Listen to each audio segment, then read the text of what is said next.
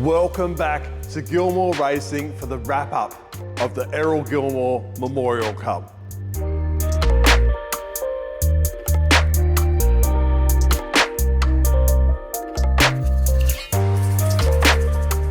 For those who don't know, we are Gilmour Racing, and we're racing for the Errol Gilmour Memorial Cup at our only home round here in Queensland. So to say it's a big deal is an absolute understatement. And no, we didn't win, but the guys had a really good crack. We had two cars running for that weekend. We had Chris Gilmour in the 07 car and we had Kyle Evans in the 08 car. The car Kyle's been driving all year, and this is by far the most competitive Kyle's been lap times wise. These boys were breaking track records, they were going super fast, and Kyle was right on their heels. Chris, as per usual, he brought his A game. He was on the pace straight away, and as he does, gets great starts and makes it really hard for the other guys. He can race really well. He's got a lot of experience. He's won championships. He knows what it takes to win, and he brings all that craft to really show it up to the young guys. But the 07 car will never match the outright speed of one of these. He was punching well above his weight and going a lot faster than this car probably ever should have. And even to get up onto the back of these guys and get some racing in, Chris Gilmour did a massive effort.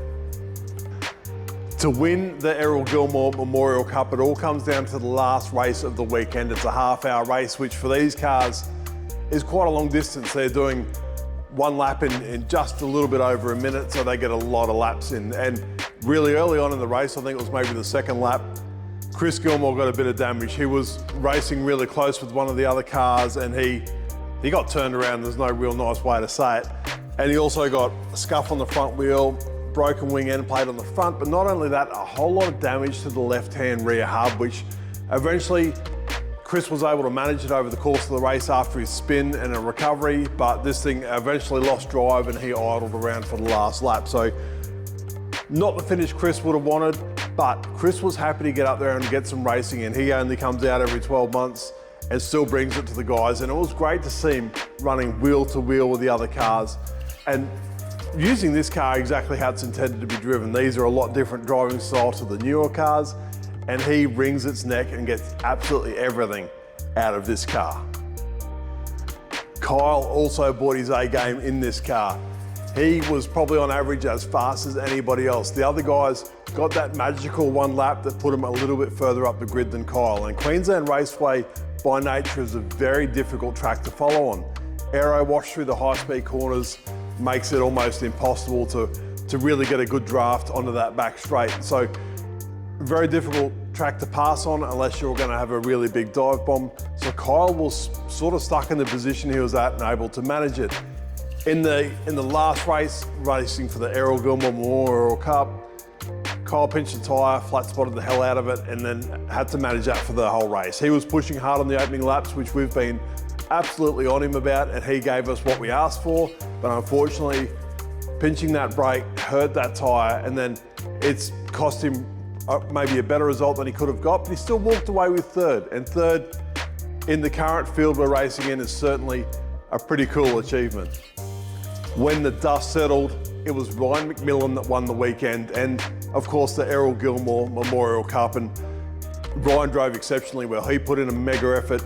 He had it on the limit every corner, every lap, and he deserved it. He deserved to win. He earned it. So congratulations, Ryan.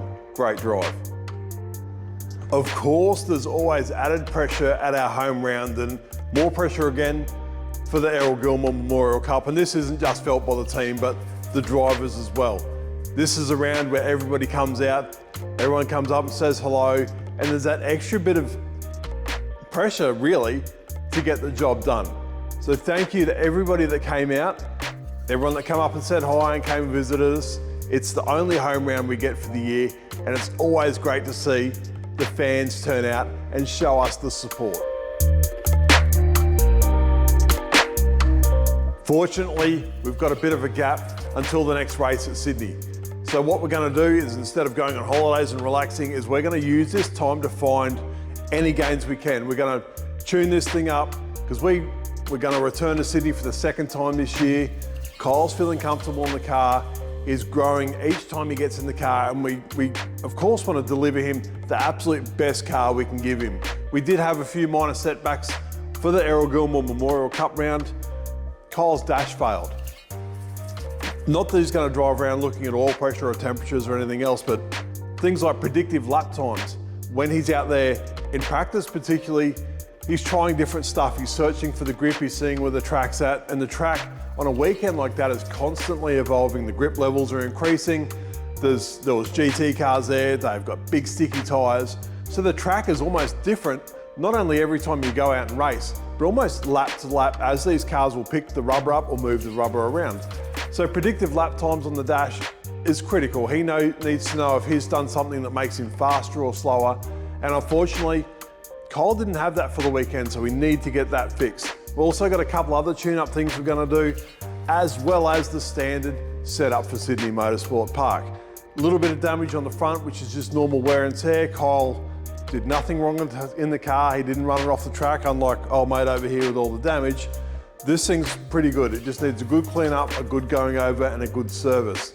So stay tuned for that. That'll be coming up in the next episode for the Australian Formula Open round for this car with Kyle Evans in the seat.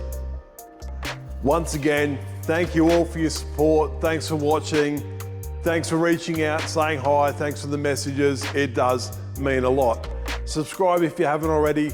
Stay tuned, and I'll see you on the next episode.